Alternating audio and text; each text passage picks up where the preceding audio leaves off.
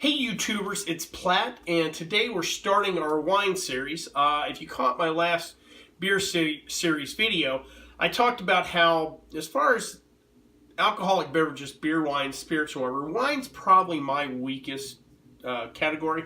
So I thought, I had so much fun with the beer series, why not do a wine series and not just teach you guys stuff, but for me to learn, or me to get sharpened. I have taken a couple of classes, a couple of courses. I did the sommelier prep course years ago, but I just work in a bar where I don't serve that much. If you don't work in restaurants where you're regularly serving a nice wide variety, you kind of lose your knowledge, or you just don't use that wine muscle that much. So I thought this would be a great way to get back into wine.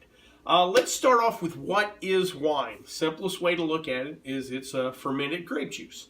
But it's not the Welch's grape juice you see at the grocery store, and it's not from the Concord grapes you buy at a grocery store. Wine grapes are a different species of grapes. The species name is Vitis vinifera. And these grapes actually have a higher sugar content, which is important because it's sugar that the yeast works on when you ferment a product. So, like I said, this is a little different than that grape juice you buy. Wine has been around for most of recorded history. Some of the first known occurrences of wine were in China around 7000 BC. Back then, sometimes they would mix it with rice, so it might have been a sake wine kind of hybrid.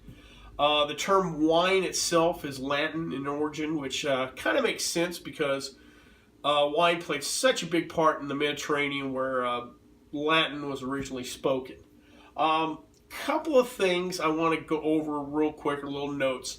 For my beer drinking friends, wine is higher ABV than your average beer. Most of our beers, especially the session style or your light American lagers, are 4 to 5%. Big beers get up around 7 or 8.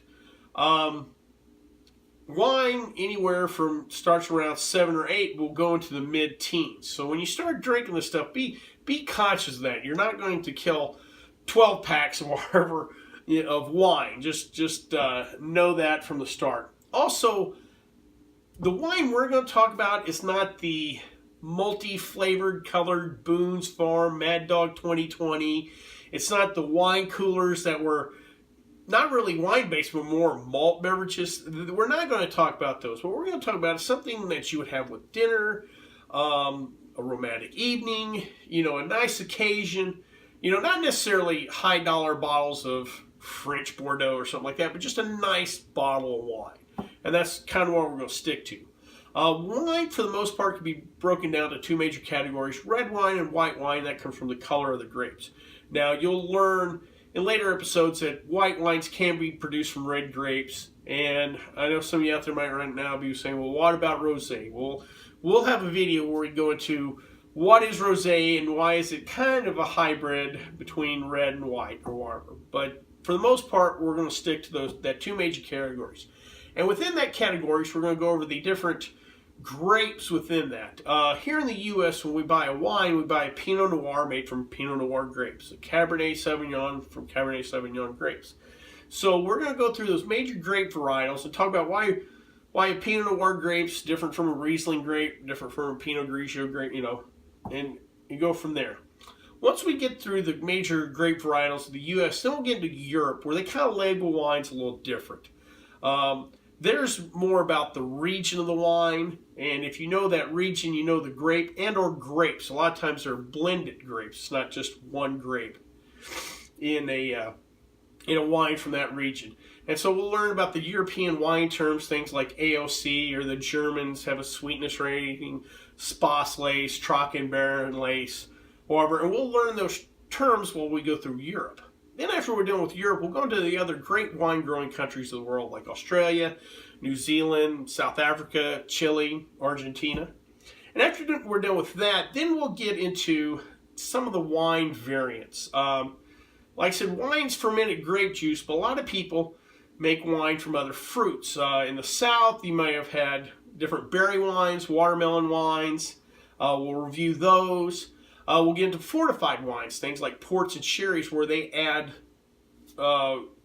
grape spirits, i.e. brandy, to wine. Then we'll get into sparkling wine, i.e. champagne. Then we'll get into things like sake, and finally a dessert wine, so why dessert wines are a little different than your traditional table wine. And around the end of the series, I'll probably do a couple of videos on proper opening techniques, if you've never used a corkscrew, proper serving techniques, storing your wine, and at the end, probably some food pairing basics, what have you. I'm not, again, an expert on this, and if you have any suggestions or whatever, please leave them in the comment section, or if you want me to take this somewhere that I haven't thought about, like I said, please jump in, because again, I'm not an expert, I'm learning too. So, and if you have any questions you want me to find out, like I said, please leave them there. The particular wine I'm going to try today is the Riunite Lambrusco. If you're of a certain age, mid-40s and older, you might remember their TV commercials in the late 70s and early 80s. And just to kind of put it in context, back then, Americans just weren't as sophisticated about their alcoholic beverages. Back then, Miller High Life was still considered a premium beer. If you had a bottle of Jim Beam, that was a premium spirit. And Riunite was one of the major wine brands out there at the time. And they had a series of commercials, and one of their big ones was Riunite on Ice, That's Nice, where they pretty much put their entire line of wine on ice. That was kind of a catchy thing. And I remember as a child going to some of my parents' dinner parties and stuff, and somebody bringing a bottle of Riunite, and I remember actually like, whoa, really? Whoa. So I've always seen this wine, so I thought, what the heck, I'll give it a try, and what a great way to start the series. So let's crack her open. Oh, real quick on Riunite, the company. Riunite was founded in 1950, and the company itself is the largest wine exporter from Italy. Let's give her a nose. All right, nothing too bad. I've got a little bit of a cold, so I can't smell too much. Definitely fruit forward. Maybe some dark berry cassis kind of things on the nose. Let's give her a try.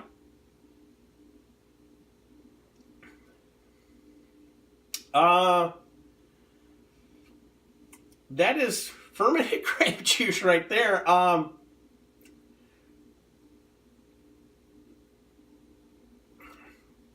Get a nice sweet punch. Not a lot of tannins, if you're looking for that.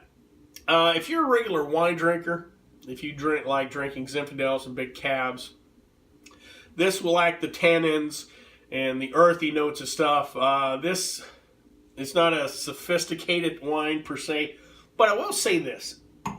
This style of wine is an Italian Lambrusco.